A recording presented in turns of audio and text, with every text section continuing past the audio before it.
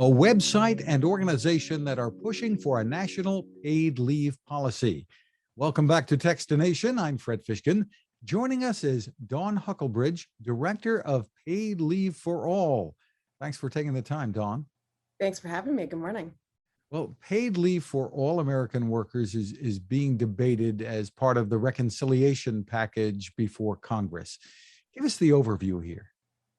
So we are in a historic moment right now. We have, for the first time, a commitment to a national paid leave policy from the White House. We have a proposal in Congress, and we have a path ahead of us, just the next few weeks, actually, to get this done. And right now, as it stands, we are one of the only countries in the world that doesn't have any form of guaranteed paid leave for its workers. And that was a crisis long before this pandemic, but I think COVID has showed us just what a failure that is. And that is something we absolutely must change now. Well, describe for us what this would do, how it would work. So the proposal that we're looking at, we are hoping will provide up to 12 weeks of paid time should you need to take time away from work, should you need to care for yourself with a serious medical condition, to welcome a new child to your family, or to take care of another family member with a serious medical condition. This is a common sense protection. No one should have to choose between their family or their health and a paycheck. And honestly, in most of the world, that's simply a given. And the funding for it, how would that work? Where would it come from, and what would you liken it to? So this program is going to be a direct benefit from the federal government. So it is something, it's not just a mandate, as you often hear on small businesses. This is something that would support both workers and employers. It would help with transitions in the workforce. We know that actually 2/3 of small businesses support a national paid leave policy. And this is something that has consistently been shown in state programs to boost bottom lines. It makes workers happier, more productive. There's higher performance and profitability. So this is a common sense thing. And right now, families are losing $22.5 billion a year because they lack access to paid leave. Now, is it something like unemployment benefits that employers and employees contribute to, or how does it work? So there are different models of the funding, the pay for. We've seen different models in the states, but the one that we're looking at federally would be fully funded by the federal government. So it would be, part of general revenues paid for by the wealthiest Americans and corporations just paying their fair share. So we've heard from Biden the tax pledge that anyone making under $400,000, the vast majority of small businesses wouldn't pay a penny more. For that reason, I suppose many business leaders and small businesses are supportive of this. Absolutely. Yeah, we have a great small business coalition, as I said, consistently in polling, super majorities of small businesses support a national paid leave policy. And we're hearing from a growing chorus of big businesses too, who realize that they need this to be competitive. If we want to continue to be a force in the world and an economic force, this is something that we need. And when we face global pandemics or just sort of transitions that each of us will inevitably have in our lives, this is something that makes sure that we can hold on to our jobs and our benefits, and it just makes it a little bit easier for everyone. Are there caveats in here that would have rules involved? When you can take off? Do you have to prove something, or can I just say I'm not feeling well, I'm going to be taking off, kind of thing? Yeah, I mean, there will be a system of documentation, and it's good to know because people often think, is this something that people will just abuse?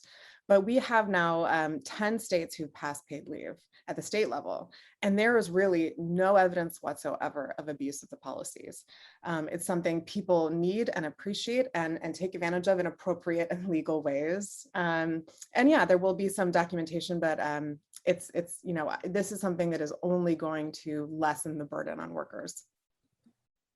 Up until now, I guess much of the focus has been on new parents being able to take off, moms and dads, and providing that kind of leave. But the need goes far beyond that, doesn't it? Because very often there are many other circumstances that can come up, even an elderly parent that needs caring for. Absolutely. I think what you often will hear about is moms and babies, but it's really important to note that every single one of us is going to need to give or receive care in our lifetimes.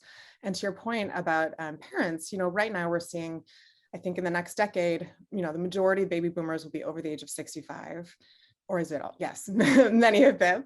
And we are going to have so many millennials who are caring for both children and their aging parents. And this is just something that we're all going to need. Any of us is one diagnosis away from a crisis, whether there's a pandemic or not. And this is something that will just give us more peace of mind. Do you think, even though this is part of the reconciliation package, which is not exactly what you would call bipartisan, that for this aspect of it, there is a lot of bipartisan support? Well, that's an interesting question because when the pandemic first hit, one of the first things that Congress did was pass an emergency paid leave law under the FFCRA. It was temporary, it was very limited in scope, it was never fully implemented. But nonetheless, we know that it prevented more than 15,000 COVID cases spread per day, saved countless jobs, kept families afloat.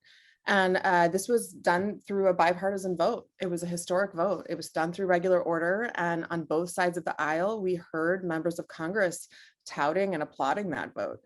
And it was widely supported. Paid leave is one of the most widely supported policies in the country. We did pretty recently Senate battleground polling and found that supermajorities, and this is consistent, of Democrats, Republicans, independents, we even found 74% of Trump voters wanted a national paid leave policy, and they wanted it passed now in jobs and infrastructure. So this is whether or not Washington is getting in line among the voters. This is absolutely bipartisan. How important is the internet and social media to this effort and your organization? So important. And I think that's true for all kinds of advocacy and movement building right now, because, we had to really adapt, not just to the ways that the world is changing as a whole, but during the pandemic, had to really shift our methods of communication and organizing and think more creatively about using digital tools and how to build advocacy, how to be able to contact your member of Congress through a click of the button on our website. If you go to the Take Action right at the top. So we've really tried to evolve and adapt to that. Of course, the digital organizing was always going to be an important component to our work, but even more so now. Well, tell us what people can do, everyday people, to get involved and learn more and maybe assist. So much you can do. What I would say is, first of all, please go to paidleaveforall.org. Share your story. As we said, just click Take Action, and within a few seconds, you can contact your senators and members of Congress. You can follow us on all of the platforms. Hashtag Paid Leave for All, at Paid Leave for All, spelled out. You can follow us. We do a lot of interactive work on Twitter and Facebook and Instagram. And we'd love for you to share your story too. Tweet it at us. Tell us why you need paid leave or experience you had where you were able to use it or you really needed it. And make sure that your members of Congress are hearing from you and hearing those stories, and that they know that this is the moment and you expect them to pass paid leave for all. When it comes to business support for this, I understand that this would lift some of the economic burden for businesses, and also, they do care most often, I think, for the people who are working in the businesses. But on the other hand, right now, when they're having such a hard time finding employees, is it a mixed bag for them? I think it's not a mixed bag. I think it is a win-win, because, as I said, this is something that would be fully funded by the federal government. Workers are going to have to face these transitions and shifts no matter what. So this is something that allows employers to hold on to their talented workers.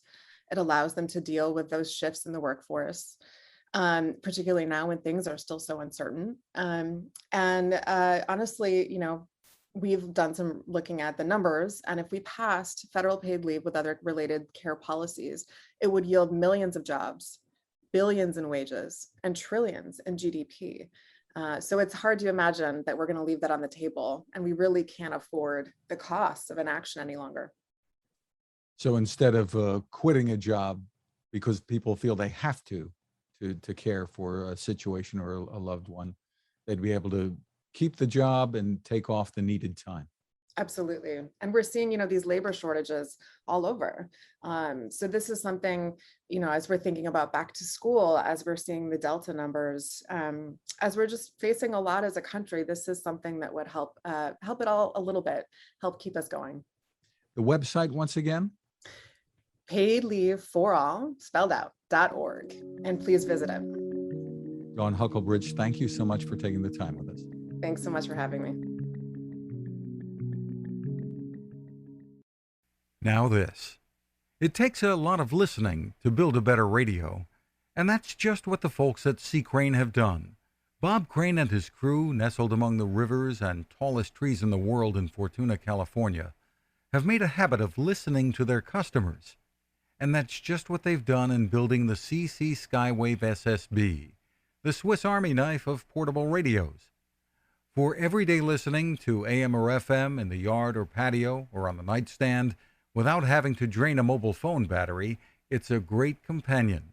But it is also a companion equipped for NOAA weather information and alerts that can be life-saving. You can listen to FEMA and Coast Guard transmissions too. Beyond all of that, you can tune into shortwave signals from around the world. It's compact, easy to take with you, and built to last. The CC Skywave SSB. Click on the link at Techstination.com.